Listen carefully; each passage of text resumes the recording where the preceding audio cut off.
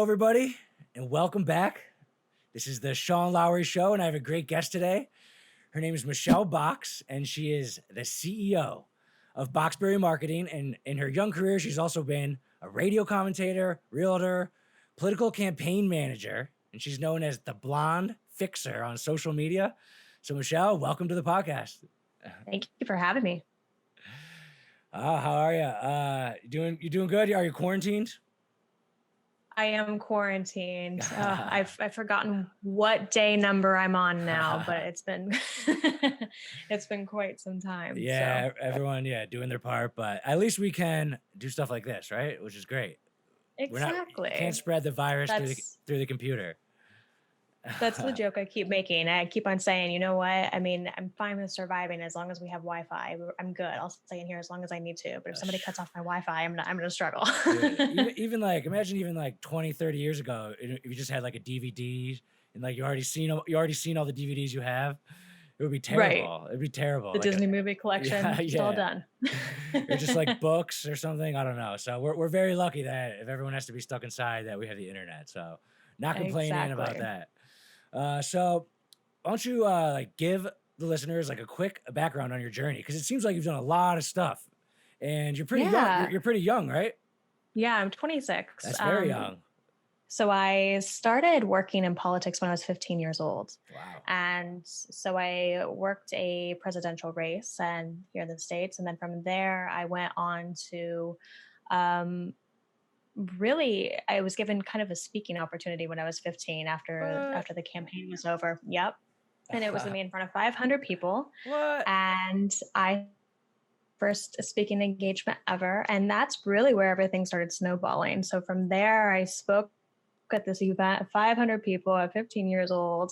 Wow. And all of a sudden I started getting a lot of speaking engagement opportunities. It was just political policy, that kind of thing. And so from there, I launched a website that I had, I was in high school, obviously. And so I had a team of friends that were also high schoolers. And so we all like posted content on this website that was politically oriented. And it got 10,000 page views a month. And so from there, I continued on working in political campaigns and eventually went on to be a media radio commentator. I had my own segment out of Georgia, and that was when I was 17. Jeez. And so all that said, yeah, it was a lot. And so I graduated high school at 16. It was just very, very busy, very packed. And so when I got to be about 20. That was when I was like, you know what, I need a break from everything political policy. Okay. I feel like I had already had a mini career. And so I decided to just take a step back. I think when you're really that young, you don't fully know exactly what you believe yet. You're probably memorizing a lot of what people tell you think you should believe. And it was just time for me to not, with Google nowadays, you don't need too much out there about you unless you really stand by it. So, so I went ahead and I took a step back, and from there, I got my real estate license. I moved to a different city. I got my real estate license. And so from year one, so I didn't know anybody there. So from year one to year two. What city was that? This was Lexington, Kentucky. Okay. So I had just moved there, didn't know anyone except for one person. And then from year one to year two, so year one was not very good. I didn't know anybody. And so I sold like 4 houses, but then year two, I sold 20. And so they let me. So you didn't do like college or anything? No. I graduated high school at 16. Oh, okay. Yeah. So that's early, I guess. That is early. So I graduated high school at 16. I was taking college classes at the time, dual college credit. Nice. And then, I just. Okay. So most people around like 18, 19, they're starting college, meeting friends and stuff, but you were doing real estate and you already had all this political stuff like on your plate or behind you a little bit. And so your first year you sold one house and you were trying to kind of like make friends and everything in Kentucky. And then, yeah, exactly. Okay. And then year two sold 20 houses, and that was enough to get me, allow me to speak in front of the National Association of Realtors conference out of San Diego. So I spoke there. And so from there, I did that for full time for 5 years and eventually needed a new challenge. I couldn't see myself scheduling home inspections every day for the rest of my life. And so I started my company that I have now, Boxxbury Marketing. Okay. Wow. That is an awesome journey. I mean, like what got you so young to be, I mean, when I was 15, I was just like playing with my friends, I think, or just like, and then 16, 17, just trying to go to like house parties in high school. Like, were you like just motivated or like, how did you get into this stuff so early? Yeah, I get asked this a lot. Yeah. So in fairness, I need to start emphasizing to people, it's not like I was this kid that didn't, I did all the things that you were talking about doing too. Okay. I snuck out, I did the stuff. Okay. Okay. I had fun, but I think a lot of what I've learned is a lot of time gets wasted in life in general. I mean, on just a lot of just various things, especially in high school. And I think that was just the difference is I took that time and instead of wasting it, I just turned it into something and made a singular focus out of it. That's so And that's smart. really all Yeah. it was. That's awesome. Yeah. Yeah. That's awesome. I don't know if I would have been smart enough in high school to even start thinking about anything different than just going along the normal path. But that's great. But so Boxxbury Marketing. Yeah, tell me Yes. about it. What's the company do? Yeah. So I started it, and it was after, like I said, wanting a change and Right. just kind of taking an inventory of what I knew. And so, while during my whole real estate career, I was also still managing political campaigns. So basically, like You having were. two full time jobs. Yeah. Okay. And what I try to explain to people, for those who haven't really worked political campaigns, is a political campaign is literally like starting a business, starting a whole brand in 6 months, getting it out completely off the ground, having an opponent working to completely destroy you and malign your character. And on top of that, you have one day to make all of your sales, which is voting on election day. And if Dang, you that's don't, you're crazy. Yeah. 100% out of business. So you're Yeah, done. it's like you either win or lose, which is kind of different than business because Yeah. yeah, it's just one opponent. And like yes, there's competitors in business, but it's not like there can be a few, there can be some variations between the two. But that's crazy if you look at politics like business, because it's just a winner and a loser. And you have to There's and the you have to like winner. you have to hire a staff, right? Like people, right? Is that part of it? Right. Right, absolutely. So, one of the campaigns I managed, I mean, you also have a lot of people that have a lot of money and a lot of like heavyweights who are casting in front of certain candidates. So, if your candidate is not favored to win, and that happened to us in one situation, you've got to work even harder to prove yourself. And so, one campaign that I ran ended up winning 42 out of 45 precincts. But Wow. we were not favored to win. Wow. We had Congress people endorsing the other candidate. It was a lot. So Wow. And we, this is in Kentucky? yeah.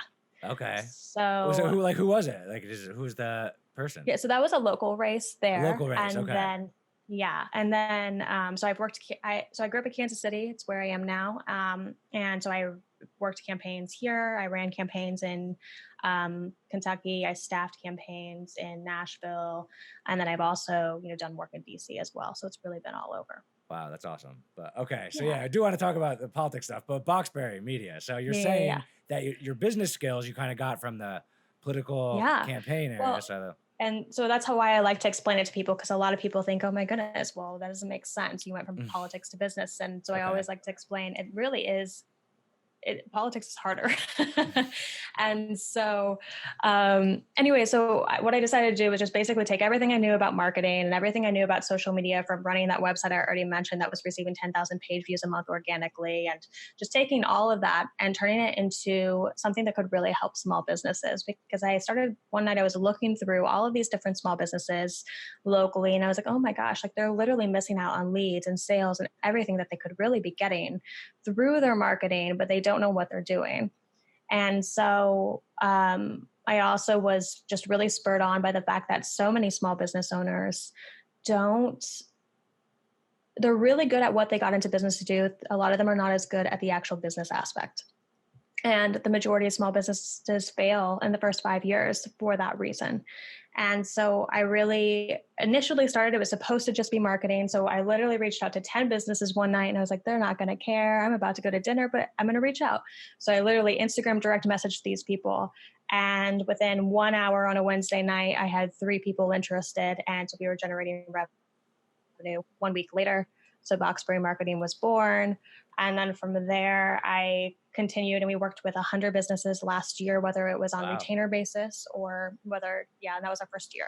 So whether it was on retainer basis or whether it was by just doing, consulting calls and that sort of okay. thing. And what type of businesses? Do you have like a certain type of business that you like to help?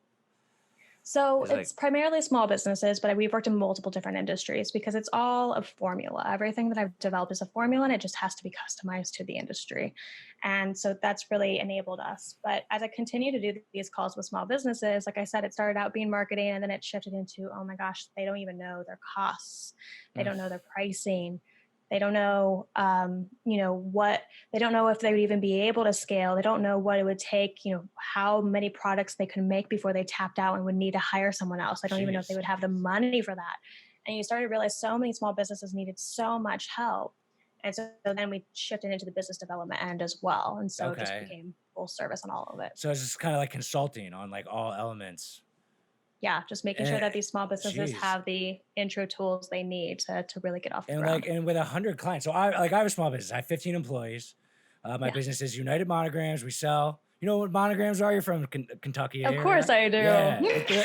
it's crazy how it's actually crazy because I'm from Philly Mm, and I moved to Charleston, South Carolina. That's where I live now.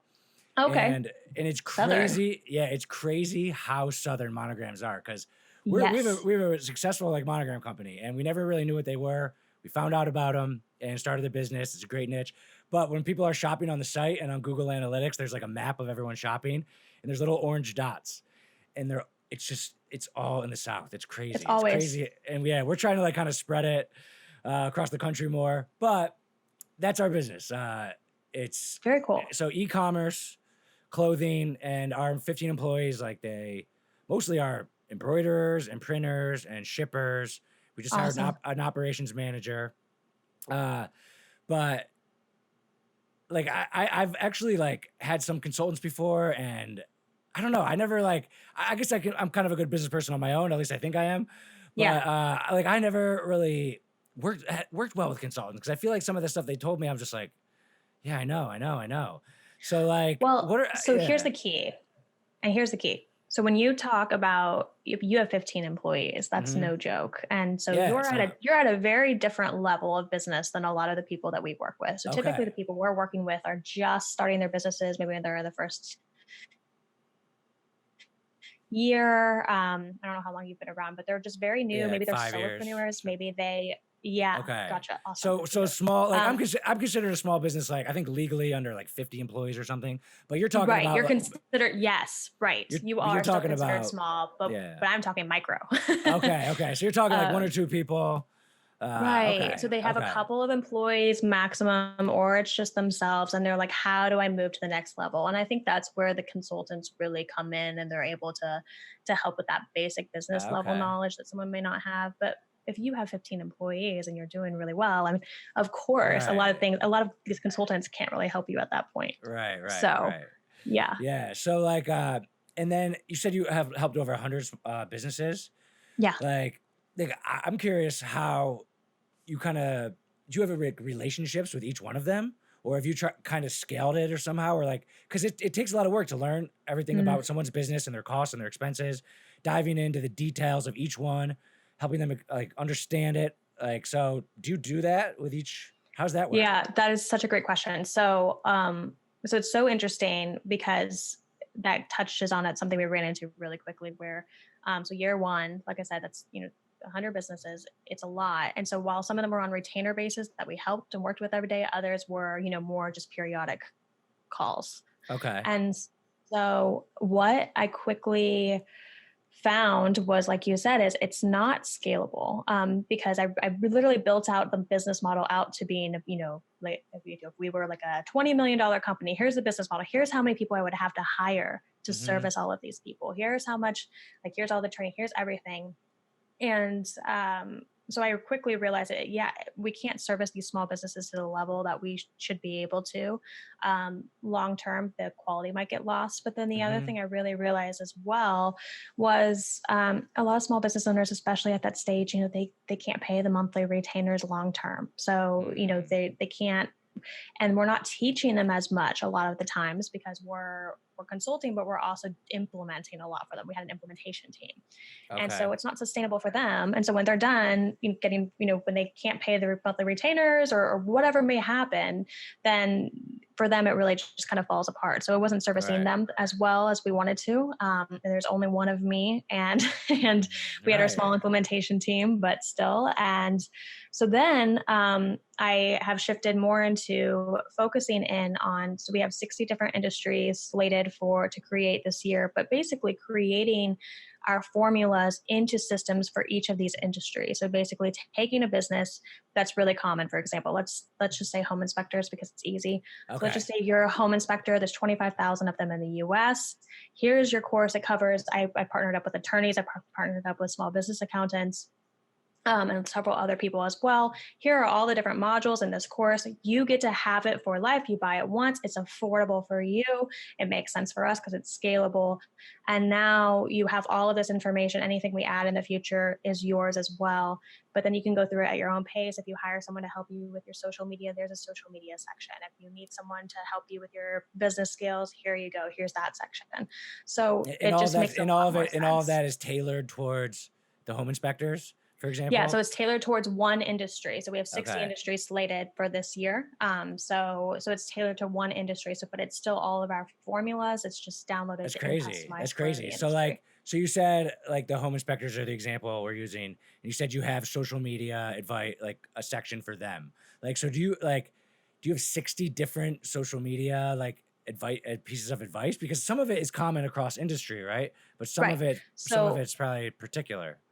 so yeah, exactly. So that's what when I talk about formulas, there's certain content formulas, for example, that I recommend using and there's certain Like social media if you're strategies. local, that's probably a different strategy than if you're selling Exactly. to, yeah. It's different, but there's still common threads. And so what we Right. do though is I didn't want to make just a general course because it wouldn't Right. apply to Right. everybody. Right. Small business owners need it to be spelled out in a way that they can just say, okay, that makes sense. I'm going to go implement that right now. It works for my industry. They don't need to spend the time thinking like, well, wait, how does that apply to me? Because it just makes principles even harder to understand. So instead we say, okay, here's our formulas, but we're going to put them in a way that makes sense Yeah. for each industry and you can Okay. understand from there. Yeah, it's just funny. I'm just thinking about like someone starting a business, and I guess they're really good home inspector or Yeah, whatever it is, and then they're just like, oh, I have no idea how to run a business, right. and that's the people you're looking for, I would assume. Exactly. So it's the people who maybe need help on the sales end, right? Because sales is the lifeblood of a business, Right. or they need Right. help marketing themselves. For a home inspector, it's really important for them to have realtor referrals. Right. So it's helping them through that as well.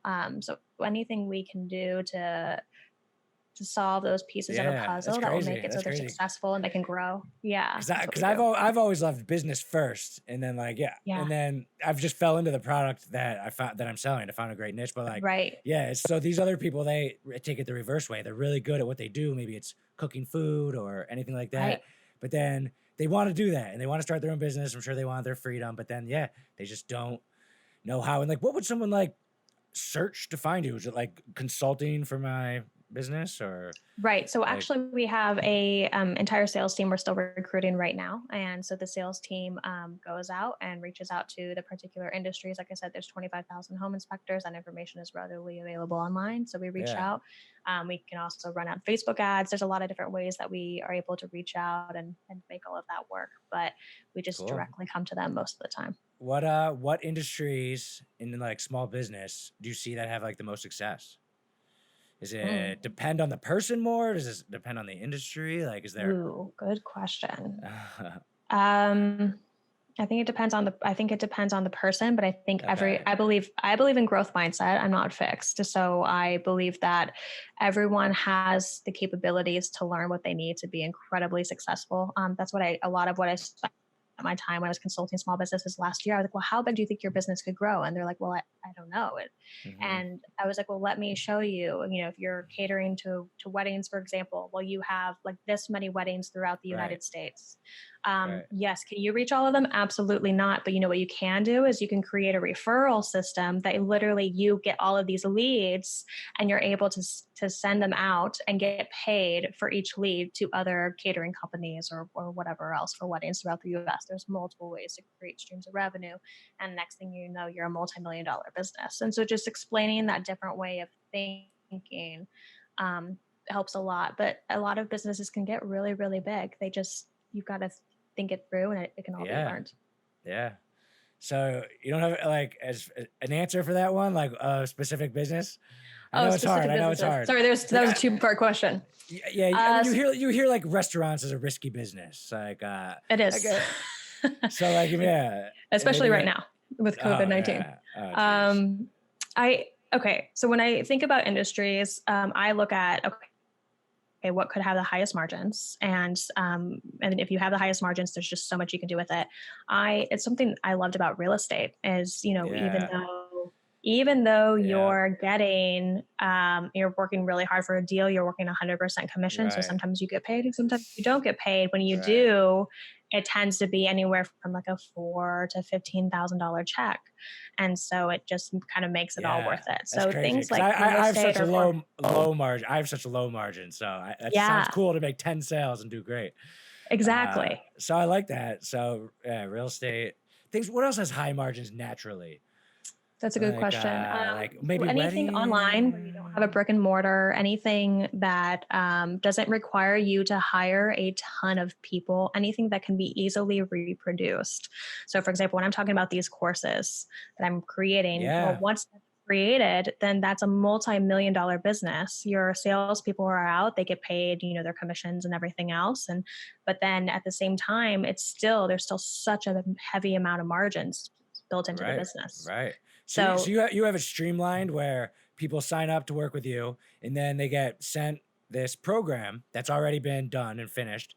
And they basically don't even need to call you or interact with you. No, I'm not part of it at all because I'm already in it. Yeah, exactly. That's awesome. So they're good to go. Geez. And like, do you ever find people that sign up and then they just don't really follow through, but I guess they still pay, but I guess you don't really know if they follow through or not. So you don't totally know that they follow through.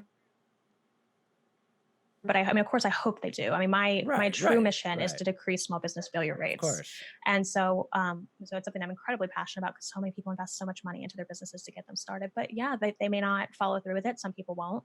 But the people who do and who implement, they'll see success. It's all the stuff that I've implemented for myself. So that's really cool. And business is going well for you? Yeah. I'm loving it. It's Boxxbury really, really great. Definitely a challenge every day, but it's a lot of fun. Yeah. But and that's great that you are smart enough to get it set up. And are you like 60 industries? That's a lot. And are you looking to add more, or are you kind of happy with the 60 and working on sales, or? No, so I definitely want to have more in the future, but 60 is what we're focusing on for this year. There's countless amount of industries. I already have a gigantic master list. And so we're just tackling as we go and we'll see how many we can hit. It's kind of a crazy time for small businesses right now. I guess, like restaurants, we've been really lucky. We're still operating. Like all our employees kind of have their own stations. Like the shipper has their own shipping station, embroiderer have their own stations. So we don't really cross paths a lot. And our sales are online, which is great. So people don't have to come into the store. And the post office is still running and UPS still dropping off boxes. So yeah, we've been really lucky, but I know a lot of businesses are just totally screwed right now. Yeah, I've had a lot of friends laid off in the last few weeks. And so it's been really, really, really hard to watch all of that. And so many restaurants, like you said, that are just completely going under. Yeah. I mean, so many of them saying that they're flat out not going to reopen at the end of this. And I think what's most interesting of watching all of this is just realizing how many large corporations were already so close to their borrowing limits prior to this. And now they're up against it. Like you see Boeing and MGM hotels and just all of them. It's wild. Right. Like you assume that they are so like Boeing, you assume they're so big, they can handle assume they're solvent. It's fine. Yeah. But I mean, airplanes definitely being affected, the airplane industry. So, but yeah, it is kind of crazy to see that there's such big companies. Yeah, here one of their biggest locations is in Charleston. They have a huge. They build planes here. They have a huge thing, and I think one person there got the coronavirus. So I don't know if they shut down. I haven't heard about it in a couple of days, but yeah, it's crazy. So all right, let's transition to politics a lot. 'Cause I mean, this is a business podcast. I love talking about business, but I also like talking about politics. I don't talk about it. I don't like talking about it a lot. But I thought it was interesting when you said that you didn't want like all your opinions given to you when you're 15. You just get your opinions. Yeah. And but like what, like, do you have like a political philosophy? Like, Okay, so it's really interesting with my background, working hands-on in politics as much as I have, but then also I've worked a lot with nonpartisan organizations as well that were just completely pure policy aspect. So while we're talking about politics, while we're talking about policy, I'm not going to tell you which side I lean towards. And okay. the reason I'm going to do it that way is because I've found that so many times, if you cite a specific view but attach your party affiliation to it, it shuts conversation down for a lot of Yeah. people Yeah. and it keeps them from listening. And it's so silly because a lot of people at the end of the day, they want the same thing. We all have the same goals, I right? agree. I For agree. right now, we all want to be healthy. We want our family members to be healthy. We want COVID-19 to, to be eradicated if it can, or a Yeah. vaccine or just something. It's been kind of uniting in that way. Yeah, I think so too. But I think it's also been incredibly divisive Yeah. politically too. Yeah.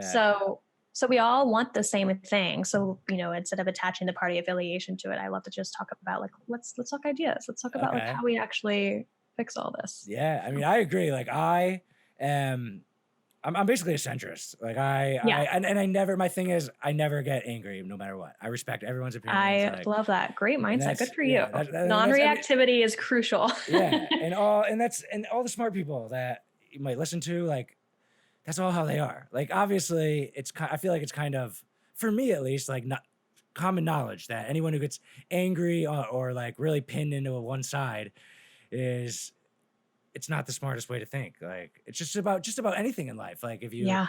if you just are boxed into one way of thinking and don't adapt or change or think about the other person's point of view, yeah, that's always like a dangerous way to think. And, especially entrepreneurs who need to be thinking about, okay, what if this happens? What if this happens?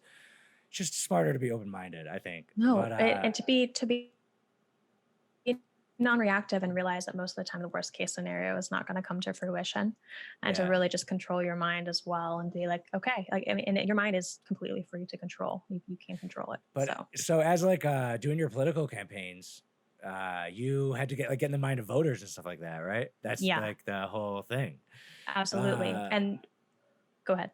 yeah, like what are like, yeah, I was gonna say, what are some of like the strategies to get people, that's the whole objective of the political campaign, right? To get Mhm. people to vote for the candidate that you're doing it for, Yeah. right? And, like, so what are some of like the things you've learned that like work in that So situation?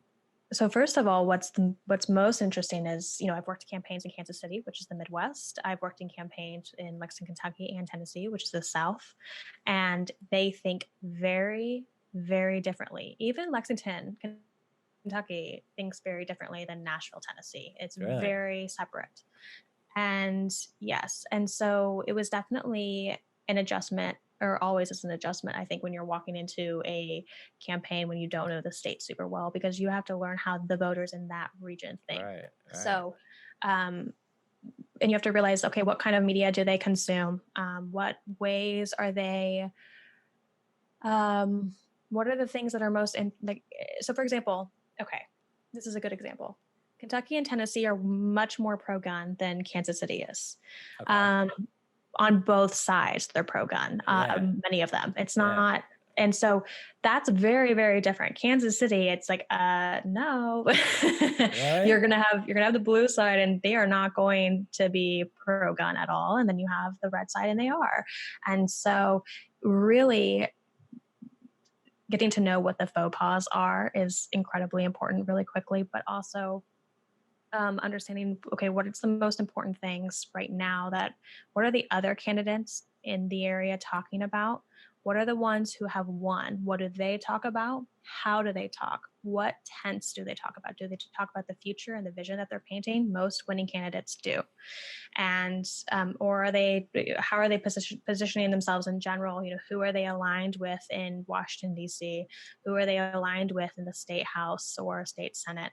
And really realizing where all those interconnections lie is really critical, because then you're going to know exactly how they all think and who's going to be your ally, and then you'll know who the fan favorites are of the voters and who to get to endorse you. So that's one thing. That sounds kind of like very fun. Like just Yeah. persuasion of like a whole communities and stuff like that. Oh man.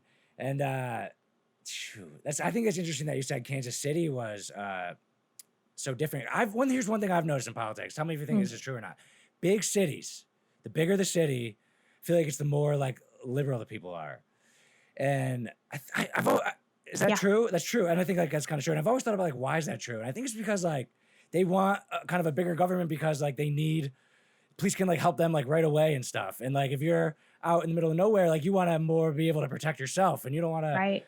Does that make sense?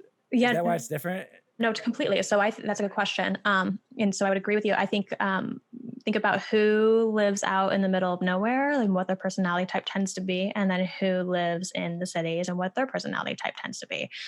If you're a very urban city kind of person, I am, then, you want the community, you want the people around you, you want all those things. Well, then you're also more interconnected with social issues. You're more interconnected with certain things that are really, really big.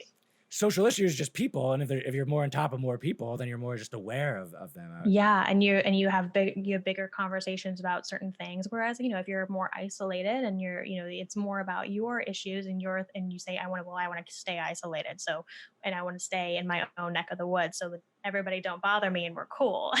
And so it ends up being two different sides, and I think that's why you see that a lot of bigger cities do tend to be more blue. Dang, yeah. I mean, it makes sense, and yeah, you can see it like across the country. But I mean, so I know you said you weren't gonna say what side you were on, but I do know that I listened to you at one podcast, and you did work on what McCain. Yes, McCain-Palin. Okay, we clearly lost. Yeah. But that I like honestly like I wasn't paying attention to politics at all back then. Like I think like for me like I'm not that into politics, but like I feel like everyone's gotten more into it in the past like since 2016 or 2015, and like but. Was that like how like what was that experience like? Did you like meet like how close were you to like McCain and like do you know Meghan McCain? What was that? I'm sorry. Do you know Meghan McCain? I know who she is. Yes, I don't know her.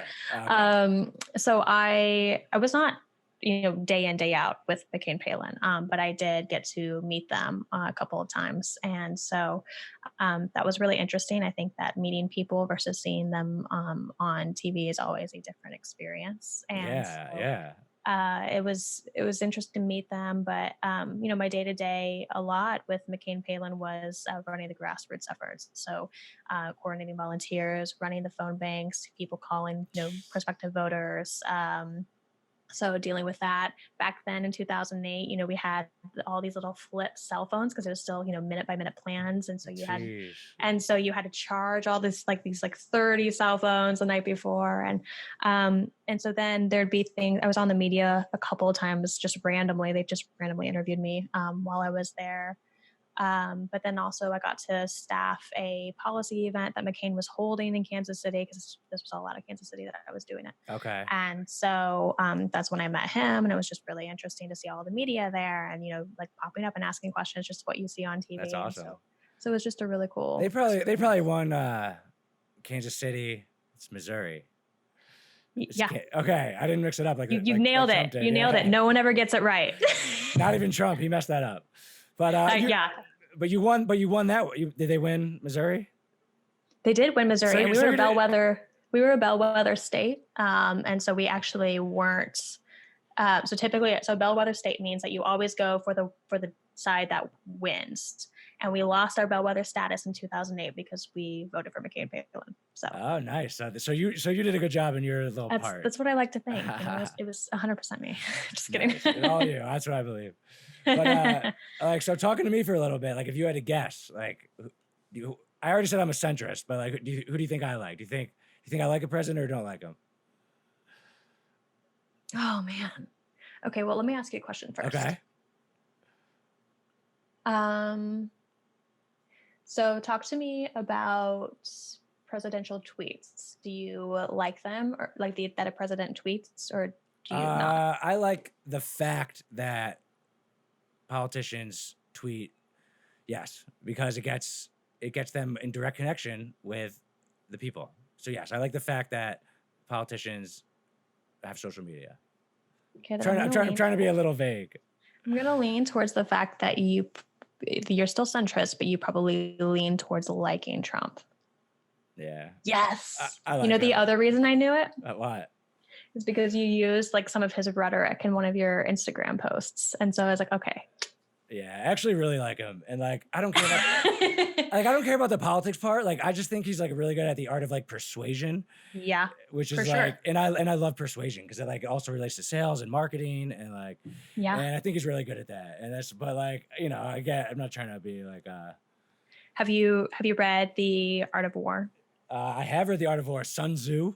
Yeah, Sun Tzu. Yeah, So that is Trump's guidebook. dude. So Yeah. if you, yeah, so and you'll see if you actually like read through, you're like, oh yeah, that makes sense. Then you just see There's how this he other acts. book called 48 Laws of Power. Have you ever heard of that book? Yes, yes, I have. Dude, I read that book recently, and one, I was like, oh my God, this is exactly Trump. Like, and my Yep. second thought was like, wow, some of this advice is kind of like dark. Like Uh huh. some of the advice in that book is It's a little Machiavellian. it's use other people, like Mm-hmm. use their success, and then the second it takes time to take credit, like cut them out and take all the credit for their success. And I was like, damn, like some of the stuff in that book is not like something you would tell kindergartners, but you know, I but it's mean, definitely crazy. not. I Yeah. can't even imagine talking about any of that with kindergartners. That's the last thing you need. You don't need them like Yeah, trying to do power struggles on each power other. It's already hungry. hard enough. But when I read it, I was like, wow, Trump definitely read this book. But yeah, it's crazy. Some of Yeah. for people listening, like 48 Laws of Power. You can probably just Google it and look at the 48 things. But geez, when I was reading it, I was like, this is cool and this is crazy. But Yeah. So tell yeah, me why you like Trump. Always I love asking people okay, questions like this. okay. So And tell me why. again, I liked Obama too. I liked Obama. Okay. Like I'm a complete centrist. Like I actually loved Obama. Like I loved Obama. Yeah. I'm not like I'm not a policy guy really. I don't give a shit about policy really, to be honest. Okay. I love capitalism. Like and I want to talk later about how this stimulus thing. Like, Mm. but I don't really care. I'm like a personal responsibility kind of guy. Like I don't really care about policy that much. But I like him just because he's funny. He's so funny and he's so bold. And you see so many politicians that and I didn't know that this is what I liked about a politician until he came around. But I like the fact that he doesn't like apologize. Mm. Even even Bloomberg, like recently. I liked Michael Bloomberg. Like I don't know, like what's not to like? I mean, he's like and then I was learning more about him as more stuff came out about him. But then I don't know, like the stop and frisk thing was something people were coming at him for, and that's a complicated issue. And I don't know. I don't know. I don't think that. I really don't think he's racist. I don't think anyone's racist. Like I really don't. Like I just think people all love each other and they do things in their best interest. But he's like the way he apologized for that. I was like, come on, like defend yourself a little bit. So I kind of like the fact that as brash as it comes off sometimes, that Trump doesn't apologize. And there's two things during the campaign that I thought were crazy and that made me like him because I was in the middle. Okay. There's two things.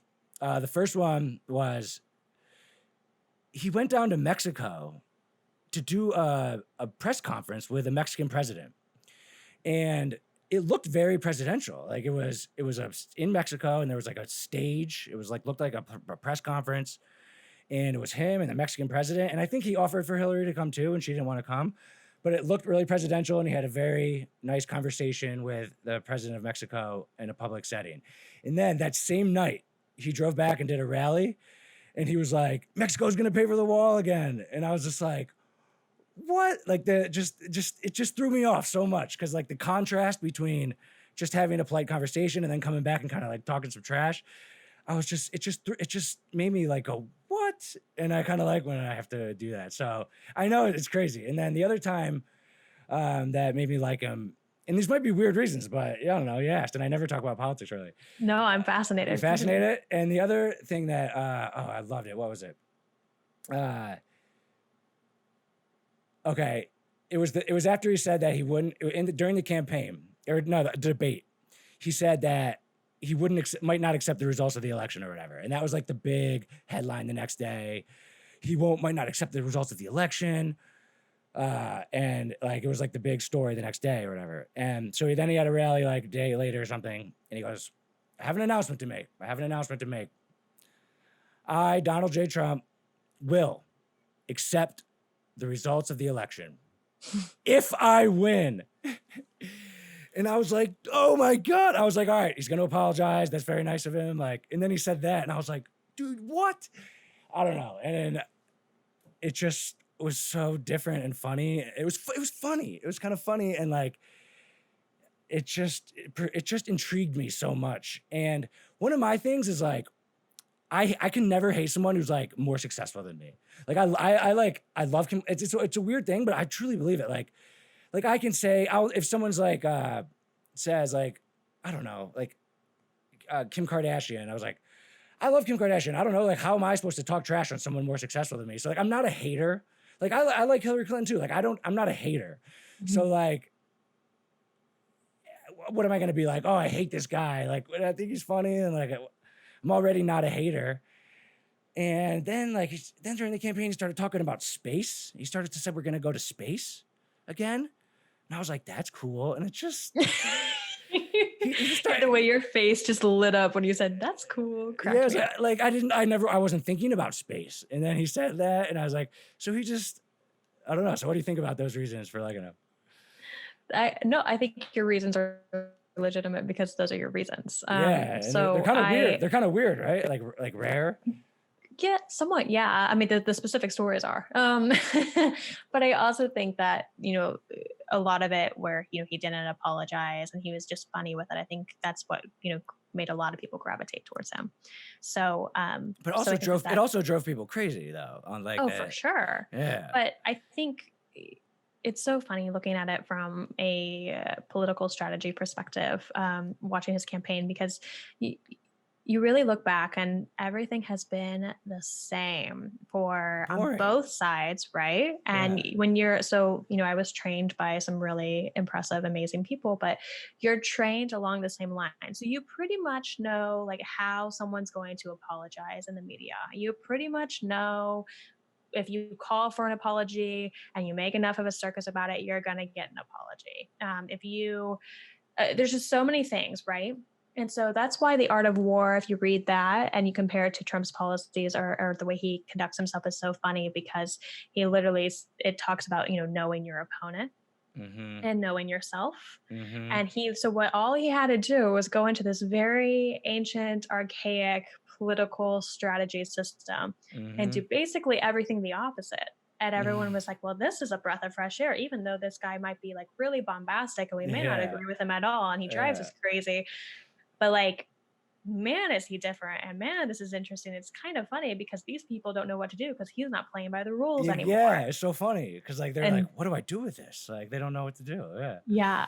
So I think from that perspective, it has been incredibly entertaining to watch basically all of that kind of unravel. Do you think it'll change politics forever? Yeah. So do I. Like, I don't know any because the basic political strategy, even like Obama and Romney and like they liked each other and they were like, they followed, right? They're very similar. And just like their insults were very like polite insults or like, so like, I just can't imagine though. Like, after Trump, whenever it is, like, who do you think could be the only person that I can think of that I also love is Mark Cuban, because he's kind of I don't know, but the loudmouth billionaire route is like kind of already taken. So like I don't know, but how do you think it will change? Because if he's gone, and then there's only like the other people that are left, where do you see it going? And do you see any specific people that are out there that could like kind of take over his base? So when I say it changes things, I don't necessarily mean we're going to have a million Trumps in a row from now here on out. I actually think that there's a real chance that America could get kind of burned out on it. I could agree with that. Because, when you have a president that tweets like 25 times a day, it's crazy. It's a lot. I don't read them all. Like I used to, but I do for entertainment. But so I think, but the way it changes things is people look at, the Mitt Romneys, the Obamas, like you mentioned, they look at them and they say, okay, like that was really great, but now we're in a different era. So maybe they look for a way to strike the balance. Maybe they want someone who isn't quite such a robot, but they also don't want someone maybe quite as bombastic as Trump. And when we start to see change, if you see it you can see it at any social level. When you start to see change, it typically is a pendulum pendulum, and it swings from one extreme all the way to the other. And so right now, Trump is like the other end of the extreme, right? Mm-hmm. So typically the way change happens is you go all the way to this other end and everyone's like, whoa, too far. And so then they finally find, a happy equilibrium again. Yeah. And so that's probably what you're going to see. You're going to find some sort of happy medium between, the Romneys, the Obamas, what a lot of people would view as robots in politics, and then the people who are just really off the cuff, like Trump. Yeah, it is crazy So, that I actually won 2 bets just with friends betting on Trump way early, but only because I had one reason. This is before any of the crazy stuff. It was just because there was 8 years of, I don't know, I think it was like Reagan, and then it was Republican, Democrat, Republican, Democrat, Republican, Democrat. Basically, I think there was like one person there, maybe like George Bush, that mixed it up. But yeah, that's what you're talking about, the pendulum swinging and going back Yeah. and forth. So like before I even like knew, I was just bet with someone because I was like, it just keeps going back and forth. It's time. It's probably gonna go back and forth again. Yeah. Right. But yeah, so we'll see. But so the whole like virus thing and this is a new thing. And it's funny because I think some of Trump's strategies that work really well against like other people and opponents. But you can't like shit talk a virus. He's trying though. He's trying. He's trying to shit talk a virus, and like I think maybe he's doing a little better now, but I don't think this is his strength. Trying to like calm a country during like this weird, unique type of viral crisis. He dropped an F-bomb on C-SPAN, so I would say Did this he? is like definitely not his. Did you not hear about this? No, I didn't. Was that recent? So when he was doing that presidential speech from the desk, talking to everyone and talking about banning travel from Europe, before he was live on all of the stations, he was already live on C-SPAN, because you know how C-SPAN is, they just go and go and go. But I guess he didn't realize it. And so at some point, he said to one of the staffers, like, oh, hey, do you want to like do this speech for me? And then he looked down at his shirt and he was like, oh my gosh, there's an ink stain on here. And he's like, oh, F, and like, just like, F-bomb. And then from there, some people, he was like, does anybody have that white stuff? Like, I don't know. It was very, very entertaining. He is, I'm going to, but he is funny. Like, and my mom like doesn't like him. And like, I'm like, Mom, you got to look it through like the fact that he's like, he's joking like a lot of the time. He's funny. But like, so I've been paying more attention recently, and he does the rallies, and the rallies are kind of like stand-up comedy bits a little bit. He has his bits. But one thing I don't know, and I've actually been curious to ask someone who might know, like how often he does rallies. Presidents before him, did they do rallies that often? No, he does them more than the average president. He's campaigned the whole way through, and that's what made it so interesting. It was just very, unlike. It's funny because like I guess like a rally does equal campaigning, but like he also. They're not like, that's why maybe a classic politician might be like, all right, if I'm having a rally, that means I'm in campaign mode. But like, he also just does them like he did after like the Supreme Court situation. Like he just does it to kind of like, it's not necessarily a rally. He just likes doing them, I guess. Like that's definitely. Yeah. I think he lives for causing controversy. I think he lives for the applause. I think he lives for just, I mean, he hosted a reality show, and I think that, you have to remember that like that is just his nature. Like he's a performer, and he loves it. So he'll say the most off the wall stuff. He'll say the comedy stuff. He's just having fun. But it's very different when you're in a presidential role, and I think it's what a lot of people are having trouble reconciling. Yeah. And actually like it's a lot cuter when everything's going great. But like so now, so now it's like this big like once in a lifetime crisis. And I mean, I know everyone's talking about the coronavirus, but this is crazy. Like it's unprecedented. I believe like I was looking up a little bit about the 1918, like the Spanish flu, and it's like like a bunch of people died during that. And it's interesting that it's basically 100 years. Wow. After. That is crazy. And actually in I believe if I looked it up correctly, I think there was like 1820 or 1818, there was also another pandemic. So it almost makes you wonder. Wow. I am not a doctor, and I'm so like, nobody quote me on this, but it just, when I look at that and I see cycles like that, sometimes I think, well, maybe that's just part of the Earth's ecosystem. You just never know. Nature is crazy. But but the good thing is that none of the ones previously shut down the world. Like, there was a couple months or weeks of bad, so we should be able to like get through this and everything. But as a policy person, Oh right? yeah, we As a will. we'll get through We'll get it. through Yeah. it. But as a policy person, this like stimulus thing or this whole bill, like, do you know like a lot about it?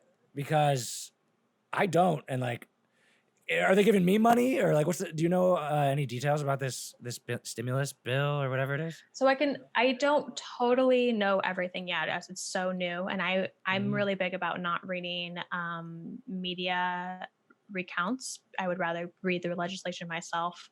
That's kind of how I've always been. And so I haven't had a chance to fully go through it yet. I can tell you a little bit about what we've heard so far, and then also just personal account stories as well of what people are experiencing right now.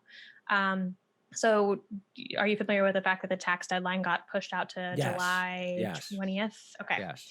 And so there's that. But then did you hear about the student loan interest deferment as well? A little bit. They just basically you don't have to pay them, right?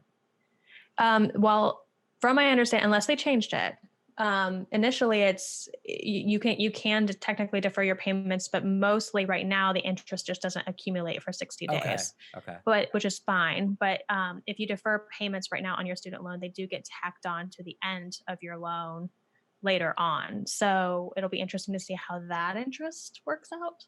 And then the other side of it too is, a lot of, and I think this is really encouraging. A lot of people are, um, so one of my friends lost her job and she reached out and she said that her car payment and her house payment, they're deferring them for her for right now. And they're okay with it for the next, I think they gave her something like 6 months. Is that the And so government or is that the companies? that's the companies. That's But nice. what we're hearing more and more stories like that, and that's really encouraging because so many Yeah. people. I think it was 3 million people filed for unemployment, but that was actually lower than they thought it would be, which is wild. But that's still 1% of the U.S. So I mean, 1% of the U.S. filed for unemployment. That's a big jump. Yeah, that's crazy. And like, yeah, I mean, even like my last podcast, I was talking about how like it is kind of like a war that we like all kind of have to fight. And like, I like that the mortgage companies and stuff like, Mm-hmm. they're just being nice about it. And like, so I'm very lucky that my business is going to be able to operate. And when I think about the stimulus bill or whatever, like, I'm going to say that I'm not going to go look for like a loan or money from the government right now because I don't need to because my business is still operating. And that's Right. kind of my way of being like patriotic. Maybe I could go fill out some paperwork and get, but it's just a loan. If you have to pay it back, like, what's the Right. point? And so what I heard, and I do not know if this got finalized or not, but what I heard is, people aren't going to get help if they make over 75K a year. And so, it's below that. Okay. But you also think about what's amusing to me about all of that is you actually look at the stats and the majority of Americans do live paycheck to paycheck, even if they are, on a higher income Yeah. earning level. Yeah. And so, a lot of Americans don't have a ton in savings, and they don't have a ton. So if they're out of work right now, or their pay has been reduced, or whatever it may be, then they could still be not Yeah. really receiving help that they need. It's crazy. So yeah, everyone just kind of has to like the government can do only so much, and they're trying to help, but geez, and I guess part of it is also just the fear of the unknown of how long it's going to be. Yeah, And exactly. and I think that's probably why he said the Easter, trying to get it back by Easter. Mhm. Like that seems a little soon based upon the stuff I've heard. So what is it like right now in South Carolina? Are you guys on a lockdown, or how is it working? So it's actually not on a lockdown. Okay. Like the state is not. The city of Charleston just put out a 14-day. It's essentially a suggestion. And yes, many people are home, but restaurants are open. You can get takeout. Like my business is open. Whoa. So Okay. it's not that bad, but it's All I right. mean, it's serious, so it's but- very, very different in Kansas City right now. yeah. So they instituted a mandatory stay-at-home order. Like the city, the state. So Kansas City, City. Metro, as well as St. Louis. Okay. The state has not yet, to my knowledge. But right now, so we are mandatory stay-at-home order. You can only go out for essentials. Everything is closed except for grocery stores and Lowe's and Office Depot. But makeup stores are not open, and I don't know how they do not see that as an essential. I'm just saying, women at the top. And It's pretty true. But, if you do, so what's happening is that even though they're not patrolling to see if you're out for essential business or not, what they are doing is basically if you get pulled over for speeding or something else, then if they find out you're out for something other than essential business, it's punishable by a $500 fine or up to 6 months in jail. So that's what we're Jeez. at right now. Okay. So I mean, you could just and it lie, actually, you could, sure, but absolutely. I get it. I get it. I get it. It's actually in place. They put it in place until April 24th. April So 24th. I was yeah. actually supposed to get married on April 24th. What? Yeah. The wedding got pushed back till September 25th. Oh my gosh. Well, I'm so So sorry to hear that. it's all right. I mean, it's okay. Thanks. But That's wild. yeah, it's wild. So April 24th is right around Easter, right? So Yeah. I mean, I think it's good for people to kind of have like just an idea. Like I think that's why he's doing that, saying it's Easter, because it gives you like a vision in your head of when it's going to Yep. be. And say it hits Easter, and then we just need to do another week or so. Like okay, then it's just another week. So I think that's like Right. people are getting real mad at him for saying that, but I think that's part of his persuasion like genius, like It the fact that is. he's It's a very giving us a date. pushing it. It's just like, hey, like here's the ideal deadline. Figure it out. Yeah. And it actually reminds me, and again, like I always want to be clear. This isn't me. I am not saying whether I'm like totally for Trump or against Trump. Like I will literally explain all the different perspectives. And but it does remind me. So Henry Ford, I forgot which engine this was, but basically all his engineers said that this one kind of engine, I think it was a V6. He's Okay. like, that's not possible. Like we can't make that engine. He's like, I want a V6. Figure it out. And so these engineers are working around the clock trying to come up with this V6 engine. And I think it might have taken like a year, but he kept pushing and pushing and pushing, even though they wanted to give up. And eventually they created the V6 engine. So I think that's exactly what this reminds me of. Everyone's like, there's no way. We're not going to be able to make it happen. And I think Easter is April 11th, maybe? I'm not really sure. Oh, really? I thought it was Yeah. later than that. Dang. I'm going to Google actually. Yeah, But I'm curious. but the whole point is, I think what he's doing, like you said, is just like putting a deadline on it. Yeah, And that's the kind of stuff he's good at, like that persuasion Yeah. type stuff. It's crazy. Yeah, actually, I'm very curious about Easter if you're pulling that out, because I thought it April was like, 12th. oh wow, that's earlier than I thought. Yeah, it's really That's soon. earlier. That's really soon. Yeah. And cool. Yeah, and I just like the fact that because I can see the government like being very cautious and everything, but people do like need to get back to work just for sanity and the economy, and like people are saying, oh, he just cares about money and stuff. But it's not. I mean, it's not just about money. It's about like people not going insane and people being able to work and have Yeah. money, and just for mental health and all that too. That's So, exactly what I've been thinking a lot, is the whole mental health aspect is, for Yeah. a lot of people, just to have their entire routines disrupted like this, to have no escape from immediate family members, to have, whatever you may need. And so I think, yeah, it's going to be a lot for a lot of people. It'd be interesting to see how the economy gets affected long term. I think it was the Federal Reserve Chair of St. Louis. He came out and said that he anticipates, and this is a very high number, so who knows if he's right. He anticipates that we'll be up to a 30% unemployment by the time this is all over, but that by the third quarter will start to be a transition phase of coming out of everything, and then the fourth quarter, everything will be bouncing back to a new normal. So it'll be interesting to see if that's actually the case, but we're definitely going to see a massive shakeup in terms of, the job front, and Yeah.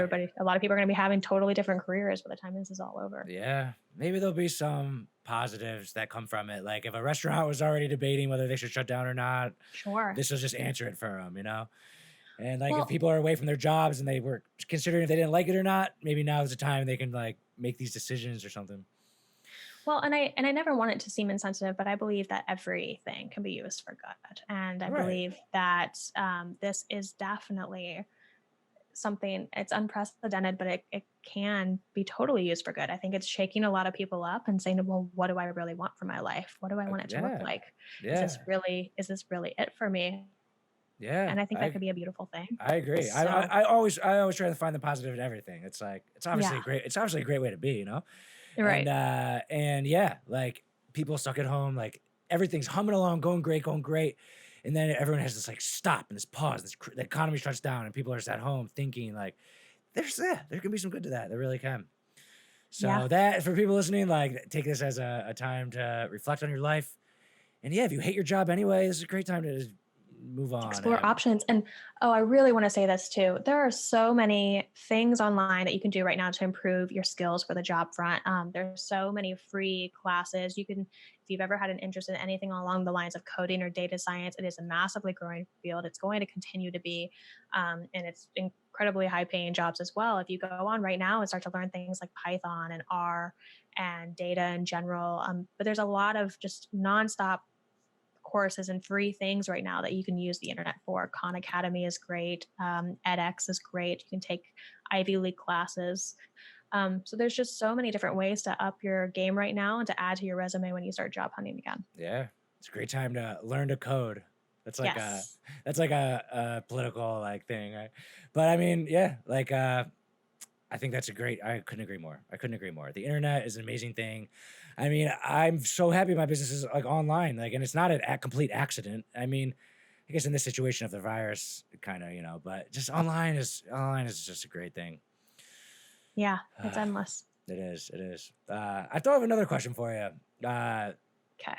You're the first girl I've had in my podcast, and I heard you say like more women should Two run in the a week world. for me. Yeah. What were you gonna say? And I heard you say like, yeah, more women should run the world about the makeup joke, kind of. But Yeah. like, yeah, do you feel like it affects you? Because here's my piece of context: is like Taylor Swift's song, the one like Man. the man or whatever. Like I love Taylor Yeah. Swift, and like that song made me like a little mad because I'm like, I would love to be Taylor Swift. She's so successful in business and stuff, and like she's kind of like complaining a little bit about being a girl and everything. But zero judgment, zero thoughts aside, like as a woman in business and like who's been in politics, like, do you feel like it affects you or what? So this is a massively complex question. Okay. Okay.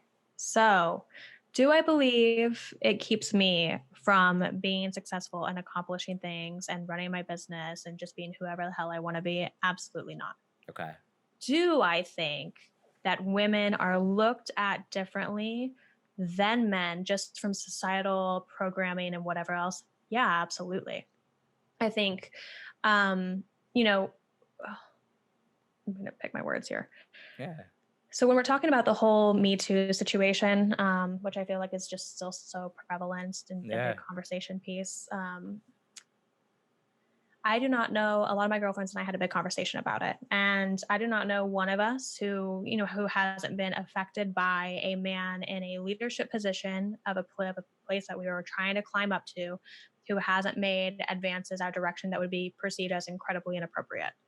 And who, and in that moment, it's important to understand that it's not that guy, there's a line that has to be drawn. Sexual assault is real, rape is real, that stuff is real, that needs to be punished. That's absolutely horrific. There's also a different line though of what is appropriate and what makes a woman feel safe in the workplace. And so there's been times for me where inappropriate comments were made, and you have to decide as a woman in that moment, if you distance yourself from that person or you speak up for yourself, is it going to keep you from rising inadvertently? It's not necessarily going to be this direct HR big spectacle, right? But what can you do to where you feel comfortable and to really rise the way you want to rise in that particular organization? Yeah. So I think, but I also think this is important to recognize too. I don't think every guy's head should be put on a stake. And I don't think any guy should feel incredibly uncomfortable to ask a girl out because it might seem, whatever. So we've got it, but that's where I'm talking about that pendulum. I think that pendulum has really swung to the other extreme right now where men are really freaked out, right? And they're like, oh my gosh, like I don't know how to interact or how to handle it. And I think everybody's still figuring out what the new normal needs to be. I think a lot of these people who, and again, I'm not talking about the sexual assault people or the rapists or whatever. I'm just talking about the people who have made inappropriate comments. I think there are a lot of men for a long time in a lot of industries, especially politics that I've been in and media as well, where you say comments and you don't think that it causes a problem. Maybe you even think it's a compliment to the woman, or you don't think it's demeaning at all. it doesn't make that person a bad person just because society has changed or is changing what they deem acceptable, because at that time you felt it was acceptable. And so it's not putting people's heads on the stake, but it is going through a time of intense education and of what this should really look like. So it does. So again, doesn't keep me Yeah. from accomplishing things that I want. No, I can do anything I want in the world. So can Taylor Swift. But I do think in dating, in business, and everything Yeah. else, women are perceived differently. And I think that Okay. that's the It's concern. it's very interesting. So like I run a company with my fiance, and so like I'm like there's no problems there. But Yeah. like I'm imagining, say you're single and you run a company, and some girls rising in your company and doing really well, and like you interact more together, and like you're maybe having more meetings together, and like I don't know, like take like any like crudeness out of it. Like say like you like her, like that's weird because like there's the business, and then like Mhm. like I don't know that like it's weird. Like if you what if you kind of have Yeah. like a crush on them, and it's complete crush out of like respect, like you actually like them, Right. like so like then so it's like crude like if someone there's just saying a comment that's to someone like, oh, like you look hot or something, I can see that being totally inappropriate and weird, but like I don't know, like I've never had to deal with this myself, but like in corporate, Yeah. what if you do like what if you do like have a crush on someone that is rising in the company? And that's a tough Like thing. I think that's it's what tough. everyone's Yeah. figuring out right now is like what's truly appropriate, and what's acceptable. And a Yeah. lot of the things that I'm talking about as well isn't, a just a normal situation of, a guy liking a girl. Okay. My friends and I are talking about, men who are much, much, much older than us, like old enough to be our fathers, who are like Okay. making advances or, All right. whatever else, or making just inappropriate comments. And But like I Go if ahead. they're married and like Hmm. because that is that I feel like that could be one of the lines that is very Yeah. simple. Like if the person isn't married or in a relationship, you can't say anything about like stuff like that. I don't know. Yeah. I mean, I'm being really candid here, but I think, so I've worked in pretty male dominated industries at this Hmm. point with politics and media. And to be honest with you, I would say that the majority of the men that I have interacted with do say inappropriate comments to women, regardless of whether they're married or not, or make Wow. inappropriate advances. Dang. Um, I think that there's just a power thing there. And I think that that's a lot of what like women are talking about is, Yeah. how do we adjust it there? So Yeah. again, it's not for the people. I mean, you seem incredibly respectful, and so it's not the people like you love your fiance, and you'd be like, well, gosh, that's the Well, line. Obviously, like, well, of yeah. course it should be the line. Like Right. people, if you're married, of course, but unfortunately, that's just not the case for a lot of situations. Yeah. So And I just have like a small business too, so I don't have a lot of experience in like big corporate like environment. yeah, So I appreciate you being so candid about it, and I know it's an yeah, interesting absolutely. I just think topic. it's important to talk about more too, Yeah. and I think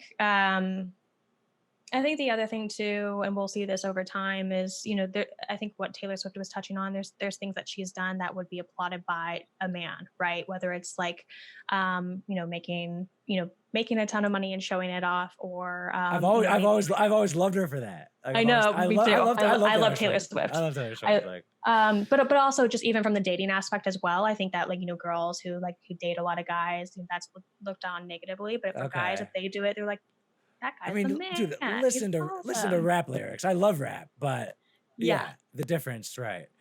Right. Uh, And but the point is, and I think that she was making this point too, is none of that's a problem that men do that stuff as long as it's truly being respectful. yeah. The problem comes in line when, a girl feels like she cannot do the same thing, or she's Yeah. disrespected or looked down upon for doing the same thing. True. So Yeah. It's crazy. It's a good conversation. yeah. Cool. So yeah, appreciate going there. Yeah, I like talking to you. It's been Yeah, this is I fun. guess it's been a great conversation. What like let's maybe cover like let's end it with like maybe a couple more like just like political like topics. Like just maybe like all right, Okay. so say free college. Okay. Like what do you think about that? Free college. Yeah. Well, Because there ain't no such thing as a free lunch. So, okay. Okay. um, Because I like mean, that's a hot that people are running on that, right? Like yeah, yeah, Bernie and yeah. like Okay. So here's what we're talking about. There's a difference between free college and free education. Um, and so there's so much online right now. So for example, I'm working towards my MIT certification. It's a micro master's in statistics and data science, nice. right? Okay. Um, and you can audit the classes for free. The classes. It's MIT. It's difficult. So I'm auditing to start, and then I'll take them for real. But even taking them for real to get the entire certification that would make me eligible to apply for my master's degree to finish it at MIT in Cambridge. Um, it only, I think the total cost is something like $1,500 to $2,000. That's nothing. Yeah. But it's all online. So when you're talking about college, you you need to look at it all from a perspective of why are we charging $500 for a book? Why are we, College is ridiculous. Yeah. So when the costs are so inflated, then of course people are going to be asking for it to be free, right? Like, I mean, if you had to pay like $2,000 to get like a really good education, well then sure, you'd work for a while, you could wait tables, you could be a bartender, whatever you need to do, but you could get it relatively quickly, right? Yeah. And you could move on with your life. And that's just not the case with college. It's just they keep you in it and keep you in it and keep you in it. Yeah. So I think education is so important. I think you should never stop learning. I think you should always be enhancing and growing your skills. I think it's important in terms of a global economy, to compete in that way. But I just don't necessarily believe free college is the way to get there. Let's talk about instead getting to free education that's constructive. I like that. And doesn't take such a long period of time. I like that. Yeah, I don't know about the free stuff. I just feel like nothing can be free. But my one thing, and that's why I was interested with you about college. One thing I think, for like mental health and human development, I think it's very healthy for 18-year-old people to leave their hometown and go somewhere else and do their own laundry and meet new people. I think that's I think people who don't do that, like, I feel like they're messing up some type of their human development. So like agree. So that's why I don't want to, like, yes, colleges are way overpriced, and like I have a college degree and my education literally has taught me nothing. I mean, yes, maybe it taught me about discipline, being on time, like, but literally the actual content of the knowledge. I have a marketing degree, nothing, 0% help. But it definitely, the experience enhanced my life. So it's like, I don't want to get too caught in just everyone do it online from home and live in your mom's house till you're 22. Because I don't agree. No. And that's not what I'm advocating for. Okay. So let's talk about my story, for example. So at 18, I did move to Lexington, Kentucky from Kansas City. That's a 600-mile jump. And why? Well, so at the time I frankly moved there for a boy, but, okay. But I think, what I really, really learned from that experience was, like you said, just the importance of getting away from, everything that you have known. It broadens you. It makes you realize who you really are as a person, exactly. What you really want out of your life, who you want to become. That all is really important. What I also think, though, is a lot of people get a lot of pressure really quickly to choose like who they're going to become or what they're going to be. And I don't believe that that's how life should be. I think instead it would be better to say, okay, you know what? I'm going to, maybe you have online classes or maybe you go somewhere physical. It's not really about that for me. It's more about the exorbitant costs that don't need to be there. Right. But you still get an education in your own way, however you decide to approach it, but also like take a ton of internships or offer to work in your spare time for someone for free. Walk up to an industry that you're interested in and say, hey, I would really like to help you all out in this way. You really don't even have to pay me, or if you do, it could be really minimal. Just a few hours a week, and you'll start to see, okay, do I like this industry? Do I really like the day-to-day? Does it really feel good to me? But it also broadens you because every industry I've worked in so far has funneled me into the business that I'm working in now. And it has been so applicable. And if you work in multiple different industries, you will become such an asset to whoever you work for in the future, or if you work for yourself, because you'll know so much and just have a different perspective. I absolutely love the way you did it. I just think so many people follow just the path. They're like, all right, what does society tell me to do next? And most people just do that. And as long as a lot of the herd of the people are doing that, I think it's good that college is one of those, like, all right, I guess I'll go to college next. Yeah. Because then we're just forcing them to get out. I agree. Because not everyone like grabs life by the horns and like, works for free for an internship. Yeah. So yeah, it's interesting. Yeah, the problem is the cost. And so I guess that's why like politicians say free, but then it's like, free, what does that mean? You know? Like, what does that even mean? Like, things cost money, so yeah. Like, who is paying for it, Yeah. So I think it should just be more reasonably priced. And we can kind of, because I also don't want Yeah, to totally screw the system because like college football is cool and like people like love their alma mater, like it's sure. part of society, and that's Absolutely. cool, And they make up the entire economies of certain cities. right? So, I mean, Absolutely, Lexington, Kentucky is that way. So, right. Lexington, Kentucky, that's cool. Okay, cool. Yeah. So all right, you mentioned guns before, like that's always an interesting one. yeah. I'm like such a bitch when it comes to guns. Or sorry, that's a bad word. I'm like such a baby when it comes to guns. Like I'm kind of like scared of them. Like I don't have one, and I don't know. But also, I get the fact that people want to protect their houses and protect their lives, and like I don't know. It's an interesting topic, but Yeah. It is an interesting topic. This is one I'm still mulling over in my mind exactly yeah, how I feel about it. I think I think both sides are wrong. okay, Um, because both sides take everything to extremes. And so one side's like absolutely no guns no matter what. The other side is absolutely all guns no matter what. yeah, And you've got to find, we're still having an unprecedented amount of shootings. We're still having children and school shootings. I mean, this is crazy. real. These are It's crazy. people. Yeah, So we've got to find something, and on the conservative angle, they would instantly say, well, guns don't kill people. And it's like, yeah, but if you have access, it sure makes it a lot easier and a lot harder to stop someone, right? yeah, But on the other side, to say that, you can't have guns at all. Um, like you said, there are people who really believe that they should be able to have it, should be able to protect themselves, like they use it for certain things. And so I guess what I'm saying is, when I look at it, I think what I would really want is to make the decision fully on data and statistics, and to look at other countries in more depth, which I haven't yet, about the ones who don't have guns. How is their crime? How is it being conducted? Is it the same level, but they're just using different tools? right. Has it gone down? What's really happening, and to really look at it from a logical perspective, I think would be really wise. I think there's so much emotion around Yeah, exactly. So guns that much it makes it, emotion. Yeah, exactly. And like I, I, yeah, I, so it I, makes it really hard to make an intelligent decision. Go I ahead. mean, I just think one thing that seems obvious is like you should, you can like there should be like a little bit of a tiny waiting period and like a background check. And I know those might be like political words.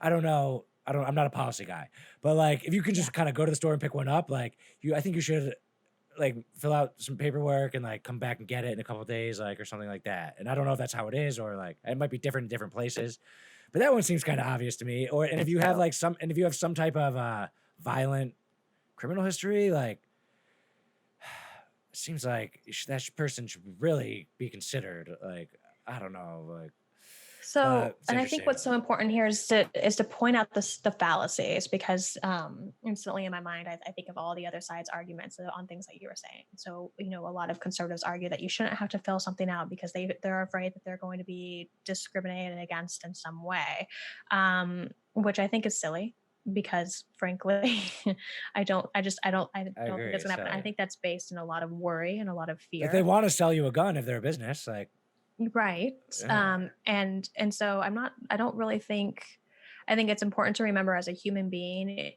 there's so many of us in the United States. There's like 350 million of us. Okay. The government is not like pinpointing and looking just at you and being like, yeah, that person can't have a gun. That's not how it's working. right, Like they're like, that person's conservative. They listen to talk radio every day. Like, yeah, you can't have it. That's not, nobody cares. They are yeah, not yeah, thinking about you that exactly, much. exactly, yeah. But I do think the other argument on that line goes as well, where people are like, well, criminals will just get a hold of them anyways. That might be true, but if you make it harder to get a hold of them, then it's going to be that much harder to get a hold of. Like eventually, like people will get tired of trying to get a hold of one. So, Right, right. um, Yeah, so it's interesting. it's I think interesting. data is Yeah. needed, less emotion, and we can kind of figure it out from there. What about I'm just having fun, so I'm just throwing out some Yeah, other this is I'm fun. throwing out some other topics. What about like marijuana? Ooh, good question. Legalizing marijuana. Okay, so I'm totally fine and chill with CBD. I'm fine with Okay, so again, this is another massively stigmatized topic. Yeah. And so I think a lot of people aren't fully educated on what exactly it all entails. I actually listened to your episode with Dr. Hart. That was Did really you? cool. Okay. And so, yes, I did. And so I think he had some great points. And I think let's talk about like removing the stigma first. So first of all, CBD does not have THC in it, or if it does, it has like a very, very small amount. Right. And it's, and there's testing is still going underway, but there's, a lot of people that use it and they say it really helps them with, just various things. So I think that's great. I think it's a plant. And if it's going to help people medically, then like, why are we restricting that from people? But there's been documented evidence, like politically, of why it's been, not used for a really long time. There's actually a lot of Netflix documentaries on it. And so I'm pro it, but I think first I would rather focus on the education before we really focus on the legalization. So let's educate people. Let's say, hey, like, Yeah. this is what it really means. This is what it can really do. Let's study it medically fully. Does it really help people with seizures? Does it really help their joint pain? Or is it all placebo? Like, let's study it. Yeah. Let's educate.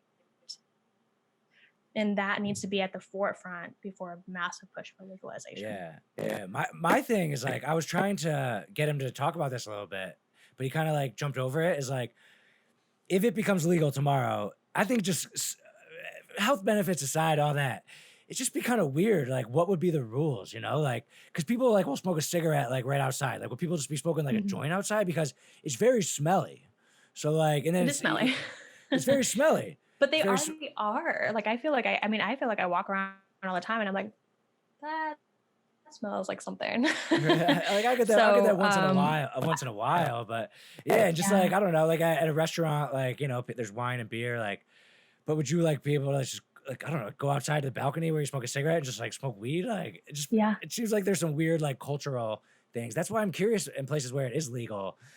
I don't know, like it's just so there's just this big smell around it, so it's just so obvious, like this with the smell. That's why CBD is less of a problem, I think. And I don't for know. sure. But I think you could talk about, cigarettes also have that big smell, right? And so, but we're just naturally used to it, right? True. And it's societally ingrained, like this is part of it, this is what people do, whatever. And same with alcohol too. We should talk about that as well, especially, Kentucky still has counties that are still dry, where you can't buy any alcohol at all. What? Yep. And Really? so, yeah, or you have ones that are moist where like you can buy it, but you can't order it in a restaurant. I think that's what it means. I don't know. It's crazy. It was a whole. What's the reason? Religious reasons. I think for a lot of them, they're still, they just haven't gotten past, like there's not just stigma around alcohol. So, from that perspective, we had the prohibition in, the 1920s or whatever. Crazy time. Yeah. And Kansas City did not abide by it at all, by the way. There's tons of history about it. They just kept partying. It's so funny. All of that said, you have the prohibition going on then. Well, imagine what it would have been like when the prohibition was lifted and a lot of, people were preaching against, churches and so forth. Like, don't drink. Just because it's lifted doesn't mean you should do it. It had to be a really controversial issue at the time, right? And so, and clearly, if Kentucky still has dry counties, that's a remnant of that time. So you'll have a lot of people, now where it's like, it's totally normal for us all to like go to the bars or whatever. But, there's a lot of people out there who still believe it's morally wrong to drink. My parents are actually that way. Really? Yep. And so you think about it that way as well. And I think it would just be the same way with marijuana. Eventually people would get really, really comfortable and good with it, but there would be that stigma for a while. So like anything new, you would have the early adopters or maybe the people who have always done it under the radar. And now they're like, free. And then eventually you have the people that adopt along too.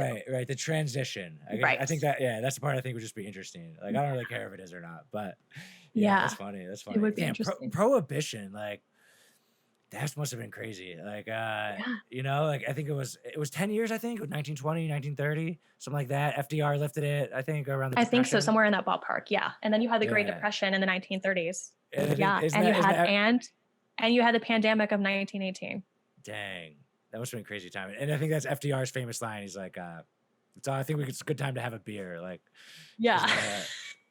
I like FDR. Conservatives hate FDR, don't they? They Uh, do, absolutely. like it seems to me like he won World War II. He ended the Depression. Like I don't know why he's not like loved more. I guess he put in a bunch of like social programs that conservatives don't Yeah, like. it's all the social programs. It Yeah. seemed like it helped though. Yeah, I think Like that's what's really interesting, even in this time, is what I think people really need to evaluate. Is there's still a lot of conservative sides right now who are like, oh my gosh, we shouldn't hand people checks. We shouldn't like, I was first of thinking all, that. I was thinking that. it's their money. I mean, we all pay the government; they work for us. But okay, but like we shouldn't hand people checks, and we shouldn't whatever. And they talk about it for economic reasons. They don't want to weaken the dollar. There's a lot of reasons that they talk about it for, and it's all conservative policies and principles. They don't want the government us to be reliant on the government. The problem, though, is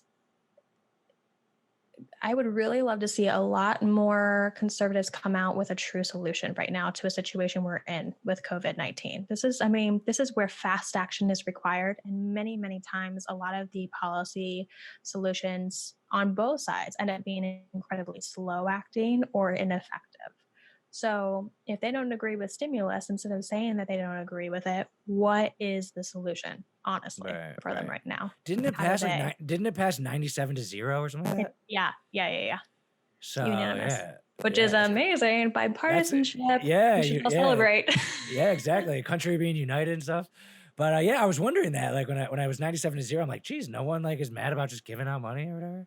Yeah. But yeah, I mean, I guess sometimes it's good. And Andrew Yang actually talk about giving out money. He was by far my favorite candidate running.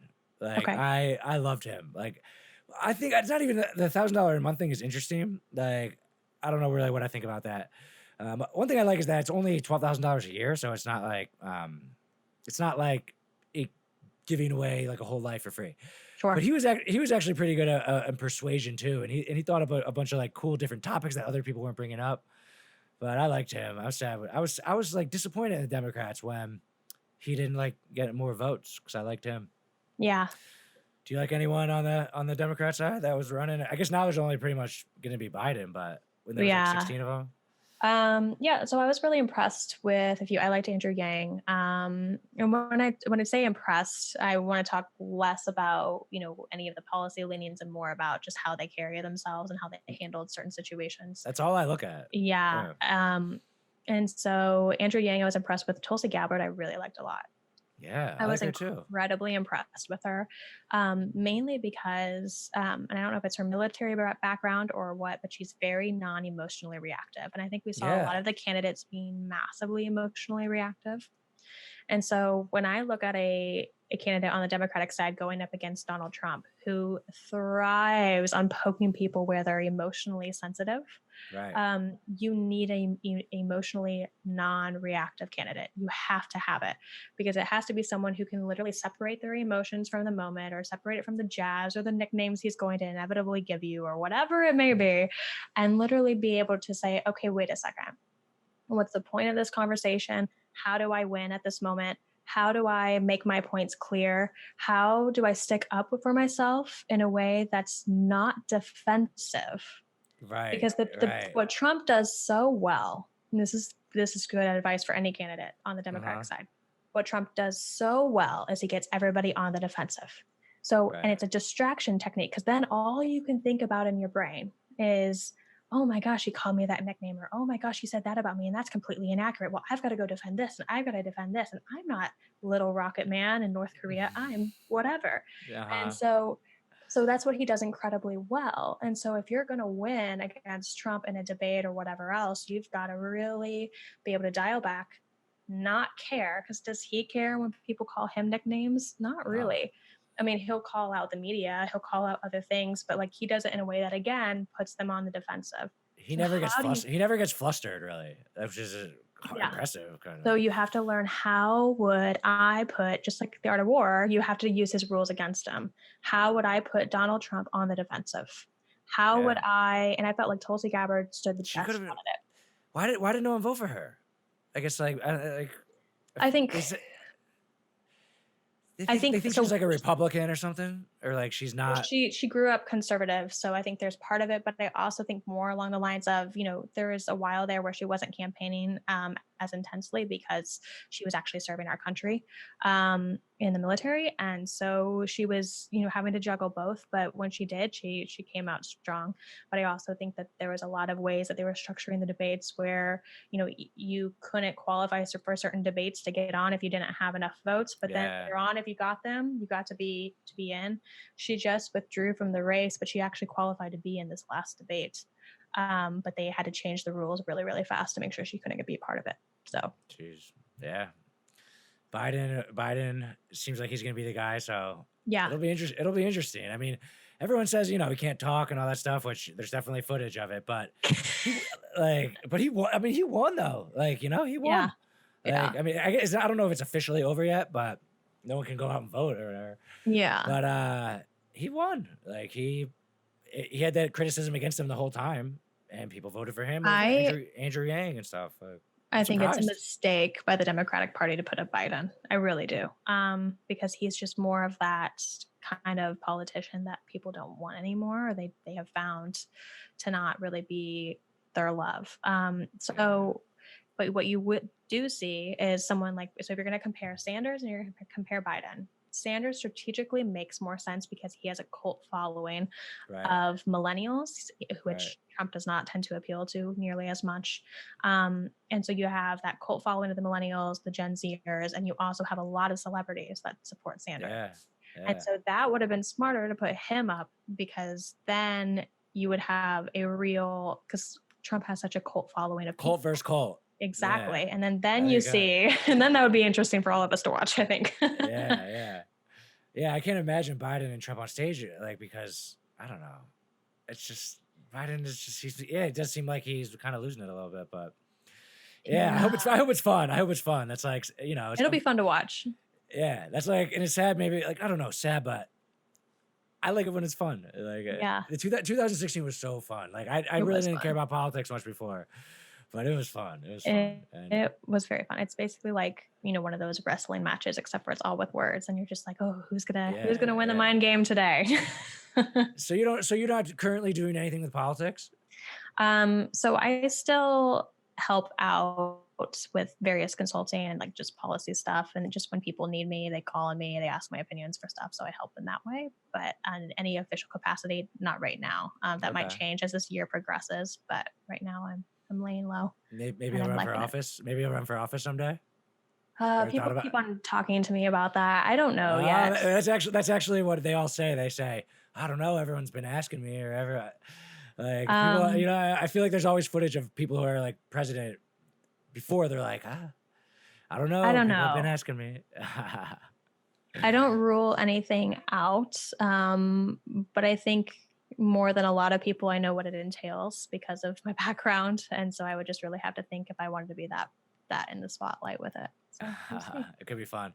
All right, well, I hope you run for president one day, because then people can come back and listen to this podcast. And, hey, more downloads for you. Yeah, and I'll vote for you. You got my word. If you run for president, even if I disagree, I just said it, so I'll vote for you. Well, thank you. I'll hold your feet to the fire if I ever do. Okay, awesome. Cool. All right. So this has been I don't know. It's been one of my favorite podcasts so far. We were just chilling. It was kind of like Joe Rogan style. It was just talking for sure. and chatting. Cover all the topics. I like it. Awesome. Cool. So anything else you want to end with? Where do people find you? If everybody wants to follow me, at the Blonde Fixer on Instagram and on Twitter, it's the best way to find me. And thank you so much. This was fun. All right. Awesome. All right. It's been an absolute pleasure. Yeah. And all right, we'll be in touch. And thanks for coming on. Of course. All right. See ya.